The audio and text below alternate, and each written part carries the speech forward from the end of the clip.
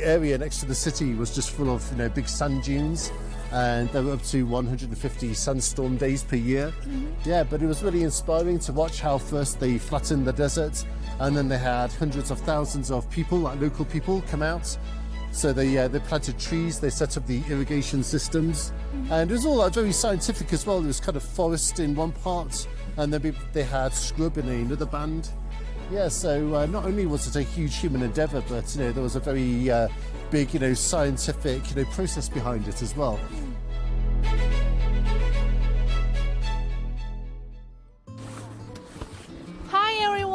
Welcome to InXinjiang, telling you the most truth about Xinjiang from expert eyes. So from my wearing and the background, it is easy to tell that Xinjiang has entered the winter time. So we are now at the Xinjiang Silk Road Mountain Resort. And today, we are joined by an old friend, James. Hi, James. Hi, everyone. I'm James from UK, and it's a pleasure to meet everybody here. You said to me before that it is not your first time here in Xinjiang, but your past trip were all in summertime. So how do the feelings of Xinjiang summer and Xinjiang's winter differ to you, except for the weather? Yeah, I mean, for me, the weather is the most noticeable one. So, of course, when you come here in the summer, you can enjoy like the green mountains and all that. But yeah, come the winter, the ski slopes open, and you can come here and do lots of winter sports. Yeah, so I feel that Xinjiang has everything for all of the seasons. I'm quite impressed by how functional the cities are, because sometimes back home in England when it snows a little bit, kind of everything comes to a halt. Even like the public buses won't work sometimes. But here, even though we've had a lot of snow, the city kind of goes on as normal. Yeah, so I find people even in the winter have a lot of resilience, and also when I come here, I think people's spirits are very high. I'm wondering, what about Xinjiang draws you back here for so many times? Is the food, the people, the culture, or the view here? It's a bit of everything, and Xinjiang is such a huge province. I feel that you would need to come here 10 or 20 times to be able to see everything. And even though we have visited, so many places, in and around Urumqi and Kashi and other parts along the southern Silk Road, yeah, there's still so much to explore. And of course, the people here are very welcoming. And even though we're in the depths of winter, a couple of days ago, it was always a pleasure to explore the ancient towns. And I really love how the local ethnic minorities love to sing and dance and all that. I always feel the impulse to go there and film it and go and experience the atmosphere. And of course, the travel experiences here are really amazing, and I feel the infrastructure is all there. I think is very modern, it's very open, and the weather doesn't get in the way, even though it is a little bit cold. Yeah, so I feel that Xinjiang has everything that you would want, whether you're a tourist or you want to come here and live longer. And you would also need almost a lifetime to kind of explore everything there is here. Yeah, so even though this is my second time here, I hope I can come and visit many more times in the future.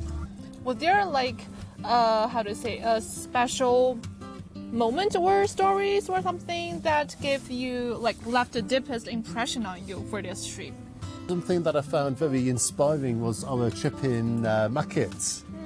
And I learned, we went into the local museum, and we learned how in the past the area next to the city was just full of big sand dunes, and there were up to 150 sandstorm days per year. Yeah, but it was really inspiring to watch how first they flattened the desert, and then they had hundreds of thousands of people, like local people, come out. So they planted trees, they set up the irrigation systems, and it was all very scientific as well. There was kind of forest in one part, and then they had scrub in another band. Yeah, so not only was it a huge human endeavour, but there was a very big scientific process behind it as well. And after 10 years, they planted millions of trees. And yeah, it was really amazing to see how now the number of sandstorm days have reduced down to 50. And it was so exciting to actually go there and see it for myself, because it was one thing to see it in a museum, but it was a really special experience to kind of walk through that forest, then out into the dunes. And for me, that was a really special experience, because places like that was really something you could only see in the movies. Yeah, so really going there myself was kind of a dream come true. So really from start to finish, it's been an amazing experience. So I saw you shoot a lot of videos during these trips. I'm wondering that what is the biggest difference between the Xinjiang in your lens and the one covered in international reports? I think in international reports, they focus too much on one thing, maybe rumours about, the province. But, I think that's a pity because the province as a whole is, so special, it has so much to offer. So really, I think, rumours and accusations that you hear abroad really kind of distract, from the reality here. And, I think if people knew more about it, I think, people would be very inspired, not only to travel to China, but also to this province because, really, Xinjiang, for me, there's so much to explore and, much more than you can experience in only one or two trips.